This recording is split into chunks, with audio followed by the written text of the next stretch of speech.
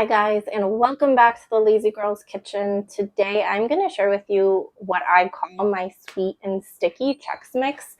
It's not really that sticky once it dries, but this is like a sweet version of a Chex Mix. My nephew loves this. He asks for this all year round, and I love making it for him. So I'm excited to share it with you. It's delicious. So enjoy.